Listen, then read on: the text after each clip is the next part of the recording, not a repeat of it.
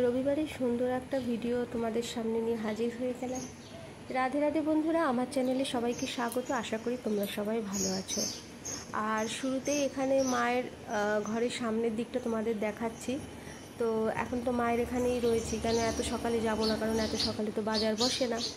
আর শুরুতে একটা কথা বলি, যে যেখান থেকেই দেখছো, দূর থেকে দেখো কি কাছে থেকে দেখো, যে যেখান থেকে দেখছো আমার ভিডিওটা প্লিজ লাইক দিয়ে দেখা শুরু করো। আর কে কোথা থেকে দেখছো সেই জায়গাটা মেনশন করো।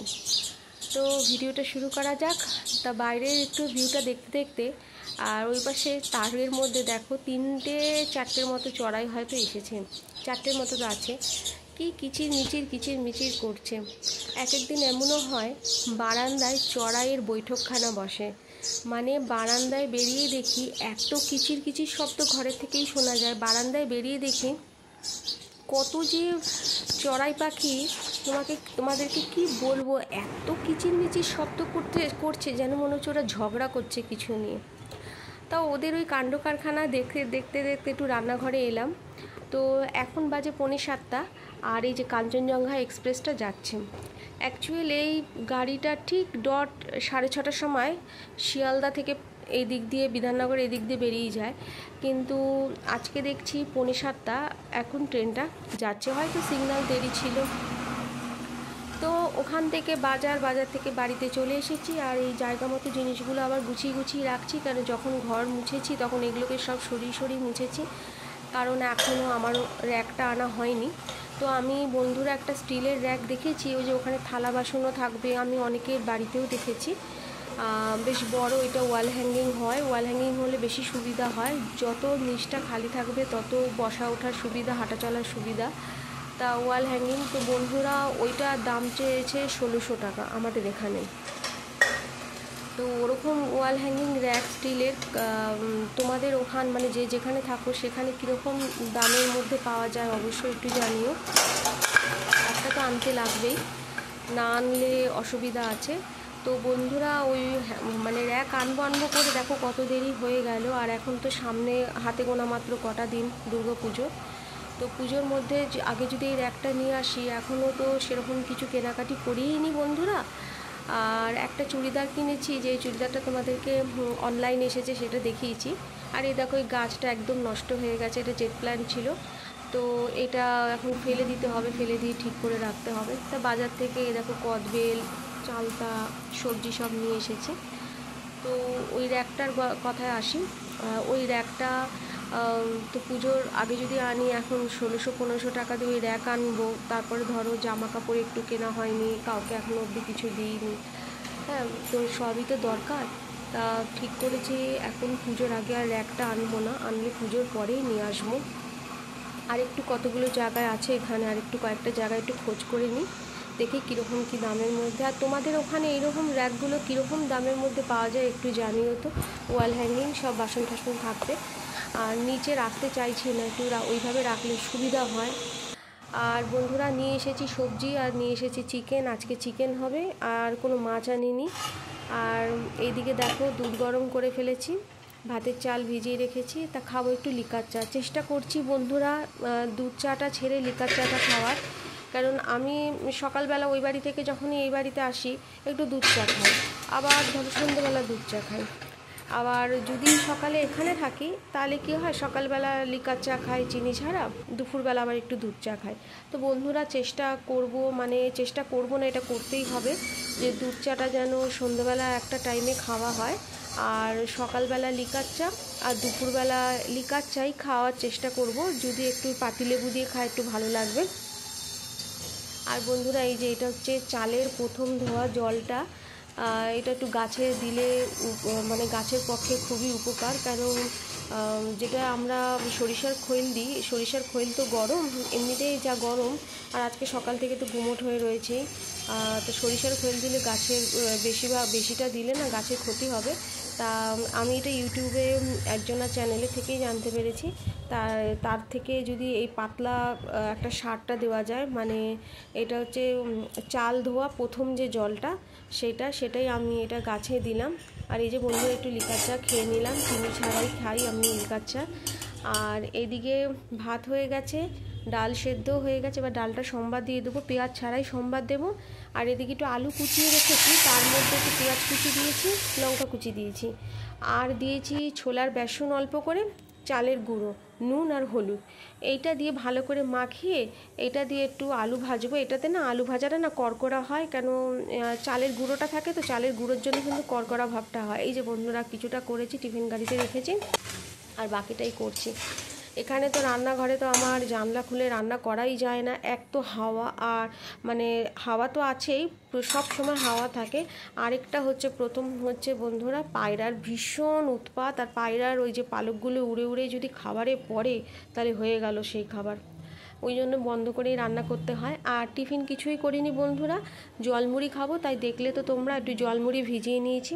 আর মাংসের জন্য যা যা প্রয়োজন সব কিছু নিয়ে নিয়েছি। টমেটো পেস্ট করে নিয়েছি, আদা কাঁচা লঙ্কা পেস্ট করে নিয়েছি, একটু জিরে ওই শিলনোড়ার মধ্যে একটু বেটে নিচ্ছি, কেন অল্প জিরে না মিক্সিতে হয় না। পেঁয়াজ কুচি নিয়ে নিয়েছি, আর একটু রসুন রেখেছি, ওইটা একটু বেটে নিচ্ছি ওই শিলেতে। তো বন্ধুরা এখন আস্তে আস্তে করে আলুটা ভেজে নিচ্ছি, কেন আলুটা একটু লাল করে একটু ভাজবো মাংসের জন্য আলুটা যে দেবো। তো বন্ধুরা আমি যেটা গাছের সরিষার খৈলের কথা বলছিলাম, সরিষার খৈল গাছের জন্য খুবই উপকার, কিন্তু বেশি গরম যখন পড়বে বা খুব গুমোট গরম হয়ে রয়েছে তখন সরিষার খৈলটা দিলে নাকি আরও গরম হয়ে যায় গাছের মাটি, গাছ, সে সময় নাকি একটু তরল সারটা দিলে ভালো হয়। ওই জন্য আমি ইউটিউবে দেখেছি, ও মেয়েটার চ্যানেল আছে ঈশা দে, ওর চ্যানেলেই আমি দেখেছি যে এরকম ওই বলেছে যে একটু যদি ডালের জল, চালের জল, প্রথম ধোয়া যে জলটা সেটা একটু আলাদা একটু জলের সাথে মিশিয়ে রেখে দেবে 2 ঘন্টা 2.5 ঘন্টা, তারপর ওই জলটা যদি দাও তাহলে খুব উপকার হয়। ওটা গাছের একটা তরল সার, মানে ঠান্ডা থাকবে। তো বন্ধুরা আমি সেই মতোই দিয়েছি ওখানে। আর এইদিকে দেখো তো গাছে দেবো যে সেটা তো 2 ঘন্টা 3 ঘন্টা জলটা ভেজানো আমার হয়নি, চালে ধোয়া জল ওইটা ভিজিয়ে রেখেছিলাম, ঘন্টাখানেকের মধ্যে দিয়েছি।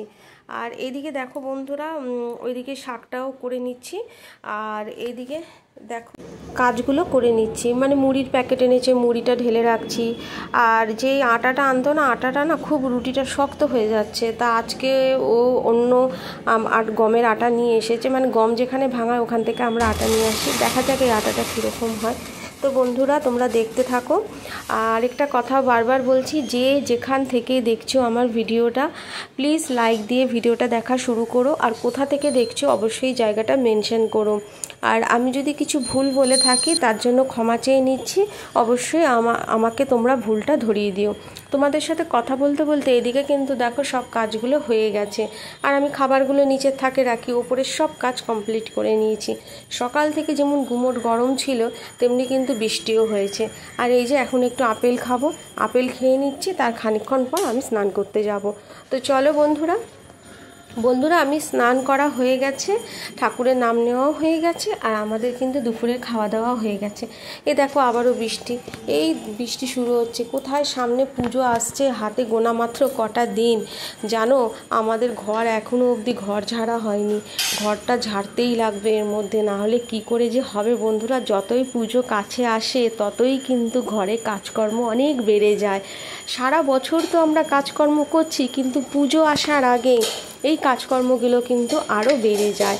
তো বন্ধুরা তোমাদের সবারই আস্তে আস্তে নিশ্চয়ই ঘর ঝাড়া হয়ে গেছে, আর এখনও সেরকম কিছু কেনাকাটি করতে তো যেতে পারিনি, খালি ওই এক জোড়া জুতো কিনেছি, সেটাও তোমাদের দেখিয়েছি, আর একটা অনলাইনে চুড়িদার কিনেছি, ওইটাও তোমাদেরকে দেখিয়েছি, কিন্তু চুড়িদারটা পুরো খুলে দেখায়নি। অবশ্যই অন্য একটা ভিডিওতে আমি খুলে দেখাবো চুড়িদারটা। ওইটা সুতির মধ্যেই কিনেছি, প্লেন চুড়িদারই নিয়েছি বন্ধুরা। আর এই দেখো আকাশের অবস্থা দেখো।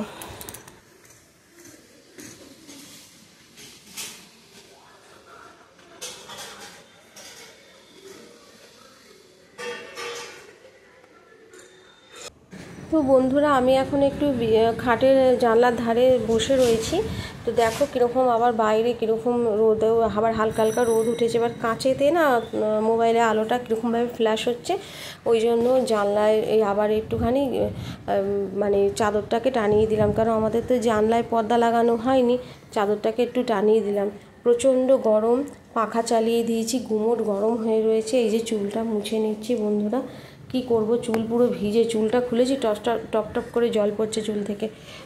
এখন এই চুলটা ভালো করে একটু মুছে নেব, ভালো করে মুছে নিয়ে তারপর একটু পাখার হাওয়ায় একটু শুকাবো, তারপরে একটু ঘুমাবো বন্ধুরা।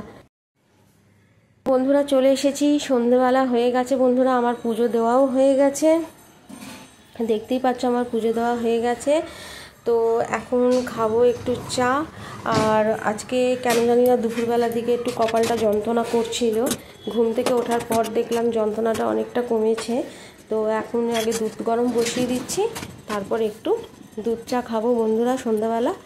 চেষ্টা করব বন্ধুরা লিকার চা দুপুর দিকে যেরকম লিকার চা খেলাম বা সকালে লিকার চা খাই, দুপুরবেলাও ঠিক ওইভাবে করে লিকার চা খাওয়ার চেষ্টা করব। দুপুরের দিকে ইচ্ছা আছে একটু লেবু চা খাওয়ার, লেবু চা খেতে খুব ভালো লাগে, লেবু দিয়ে লিকার চা যেটা হয় ওইটা খাওয়ার চেষ্টা করব। আর সন্ধ্যাবেলায় এক টাইম থাকবে যেখানে আমি একটু দুধ চা খাবো। তো বন্ধুরা এখানে তোমাদের সাথে কথা বলতে বলতে এদিকে দেখো বোতলগুলো তো পুরো ফাঁকা হয়ে গেছিলো, তা জারের জলগুলো সব বোতলে ঢেলে ঢেলে দিয়ে বোতলগুলো ভরছি। এতে কি হবে বন্ধুরা, ওই যে নিচের কলের থেকে যখন জল ভরতে হবে জারটা বসালেই জল ভরে যাবে, বারবার বোতলের ঢাকনা খুলে বোতল নিয়ে তিনতলায় সে ওঠা, এতগুলো বোতল নিয়ে সব কষ্টই হয়। তাহলে জারের জলটা শেষ করলে জারটা একটা জারই ভরা হলো, নিয়ে উঠে আসা হলো, সুবিধা হয় বন্ধুরা। এই দেখো চাটা হওয়ার অপেক্ষায় রয়েছি, চাটা হলে একটু চাটা খাবো। বঞ্জিটা এসেছিল, ওর কিছু খাতাপত্র সব রয়েছে এখানে, ওর প্রজেক্টের মানে ওর জিওগ্রাফি প্রজেক্টের কিছু খাতা রয়েছে আমার কাছে, ওগুলো নিতে এসেছিলো।